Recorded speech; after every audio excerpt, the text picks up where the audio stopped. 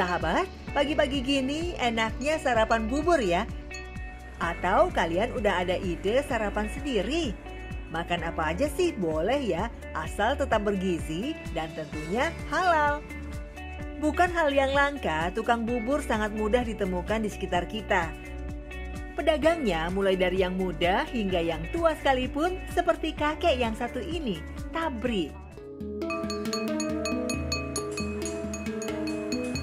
Meskipun usianya hampir 75 tahun, tapi semangatnya dalam mencari rezeki tidak pernah pudar. Bahkan ia sudah diberikan ujian yang berat berkali-kali. Kakek Tabri sebelumnya bekerja sebagai sopir. Kejadian malang menimpanya 20 tahun yang lalu. Mobil yang sedang dibawanya ditabrak oleh bus dan mengakibatkan dirinya luka parah, sehingga ia harus berhenti bekerja. Selang 4 tahun kemudian kondisinya baru membaik, namun kaki kakek tidak sekuat dulu. Penglihatannya pun jadi terganggu. Ia kemudian memutuskan lebih baik menjual bubur saja.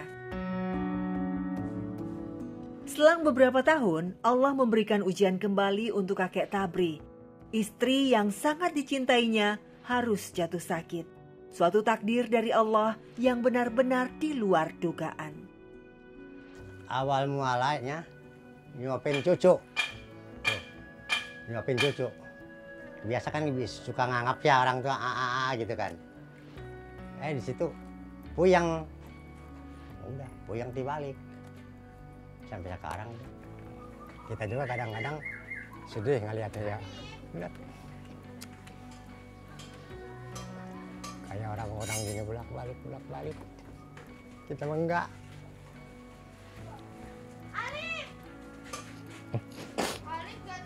Kadang-kadang saya suka ikut nangis. Tidak bisa beraktivitas seperti sedia kala, kini hanya sosok kakek yang bisa diandalkan nenek. Segala kebutuhan nenek harus dibantu kakek. Inilah kewajiban kakek sebagai suami. Rasulullah SAW bersabda, "Dan sesungguhnya jika engkau memberikan nafkah, maka hal itu adalah sedekah, hingga suapan nasi yang engkau suapkan ke dalam mulut istrimu." Dimulai dari malam selepas sholat Isya, kakek Tabri sudah disibukkan dengan segala kegiatan untuk mempersiapkan dagangannya besok pagi. Pertama, ia siapkan beras terlebih dahulu. Beras dipilah agar tidak ada kotoran yang masuk. Setelah itu, beras lanjut dicuci hingga bersih. Kemudian beras direndam semalaman dan akan dilanjut keesokan paginya.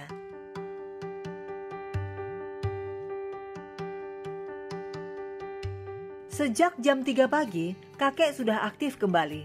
Ia menata kayu bakar dan menyalakan api untuk memasak bubur. Cara masak yang masih tradisional ini pun lebih disukai kakek. Selain hemat, rasa yang diciptakan pun lebih lezat.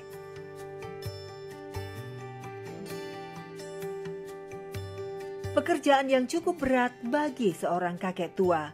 Harus merasakan panasnya api serta perihnya mata menahan kebulan asap.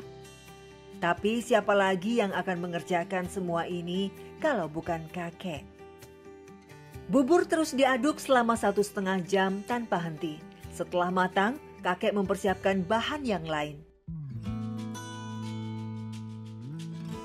Kakek mulai mengulek rempah-rempah yang dibutuhkan untuk membuat kuah kuning. Setelah itu, bumbu dimasak hingga matang dan diberi air.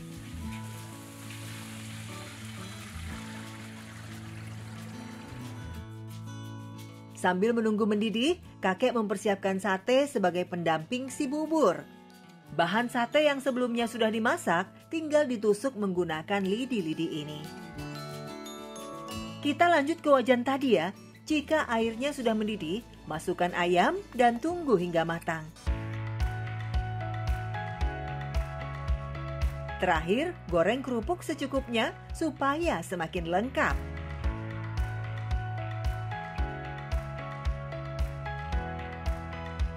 Sebelum berangkat, kakek tidak lupa untuk membereskan rumah terlebih dahulu. Pekerjaan-pekerjaan yang dulu menjadi tugas nenek, kini harus kakek ambil alih. Kakek pun selalu mengajak nenek berjemur, seraya mengajaknya bercanda. Berharap nenek bisa cepat pulih seperti sedia kala.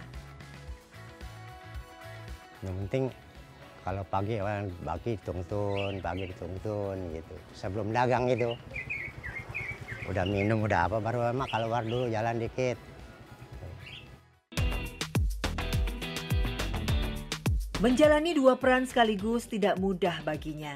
Seringkali kakek merasa terpukul, tapi pikiran ini harus ia tepis jauh-jauh.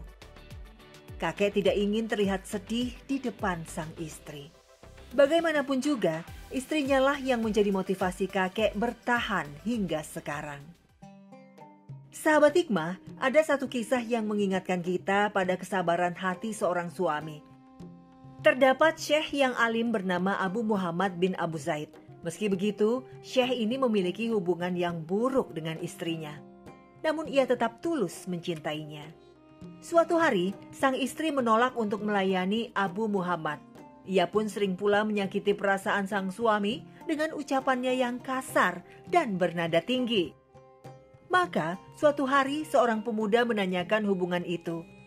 "Wahai syekh, mengapa sikapmu begitu sabar atas perlakuan buruk istrimu?"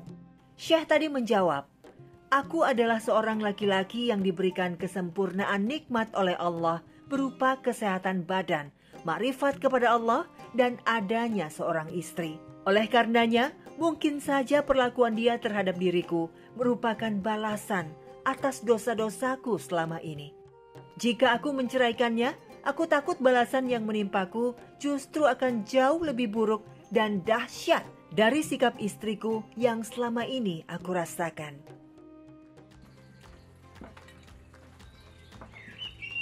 Sahabat, beruntung kakek tinggal bersebelahan dengan salah satu anaknya. Terkadang sang anak sering membantu mempersiapkan dagangan kakek. Meskipun tidak seberapa, setidaknya pekerjaan kakek menjadi sedikit lebih ringan. Gimana ya, namanya anak kepingin gitu ya bantu, walaupun sedikit itu membantu banget. Tapi kadang namanya ngeliat keadaannya juga sama gitu kan. Tapi yang paling gimana sih, di hati paling udah daripada sehat lah gitu. Paling kalau ada ya udah bareng gitu kan. Tidak lupa untuk berpamitan pada nenek, meminta restu dan juga harus meninggalkan nenek di rumah untuk sementara waktu demi kebaikan mereka bersama.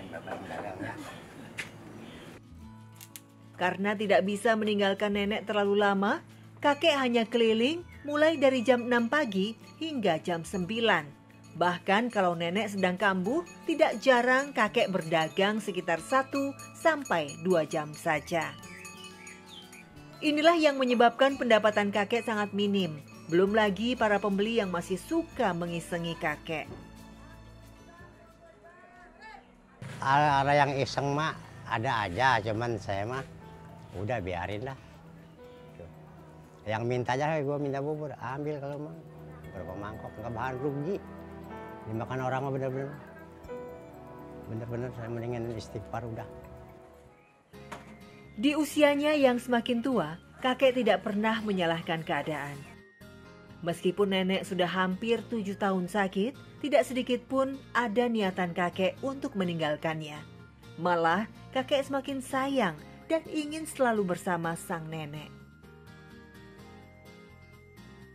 Memang kakek ingin sesekali ada yang merawatnya, membuatkannya makanan, atau setidaknya diingat oleh istrinya.